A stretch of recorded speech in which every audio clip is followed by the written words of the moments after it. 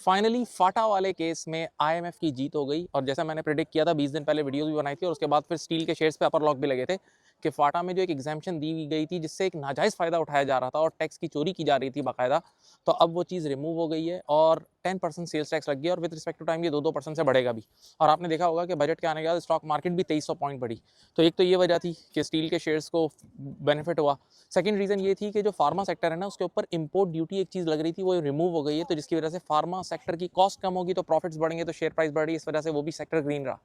Third चीज़ ये थी कि एक सुपर टैक्स कोई 0.5% की रिडक्शन की गई है एक सर्टन रेंज में जो कंपनीज के ऊपर सुपर टैक्स है, बेशक कम की गई है लेकिन इसका अल्टीमेटली कंपनीज पे इम्पैक्ट आएगा तो इसकी वजह से भी प्रॉफिट सुपर थे। और चौथी और मोस्ट इंपॉर्टेंट चीज़ कि सीजीटी ऑन इक्विटी, अगर कोई स्टॉक मार्केट में शेयर खरीदता है और जो कैपिटल गेन होता है वो टैक्स रेट वही रखा 15%, लेकिन डेट मार्केट के ऊपर अगर आप लोन नोट्स में फिक्स इनकम में इन्वेस्ट करते हैं तो उसका रेट बढ़ गया, तो ऑटोमेटिकली लोग फिक्स इनकम से डिस्करेज होकर इस तरफ आएंगे इक्विटी की तरफ। और बाकायदा मैंने देखा कि मेरे तो अपने कई फ्रेंड्स भी इसमें इन्वेस्ट करते हैं म्यूचुअल फंड्स में, जो डेट वाले हैं, तो सब अपनी कन्वर्जन करा रहे हैं टूवर्ड्स इक्विटी फंड्स। तो इसकी वजह से इक्विटी को बूस्ट मिलेगा और इक्विटी ऊपर जाएगी और हमें नजर आया। लेकिन हाँ, एक चीज़ थोड़ी सी इसमें बैड न्यूज़ भी है कि अब ईरान और इजराइल की जो आपने वीकेंड पे देखा वॉर शुरू हो गई है, तो उसकी वजह से ऑयल प्राइसेस ऊपर जाना शुरू हो गई है और अल्टीमेटली हम सब ऑयल के इंपोर्टर्स हैं, तो हमारी कॉस्ट बढ़ेगी तो हमारी करेंसी पे भी प्रेशर आ सकता है। आप देख रहे हैं डॉलर भी ऊपर जा रहा है, तो अब देखते हैं मंडे को क्या होता है। Monday is may be a tough day for all stock exchanges.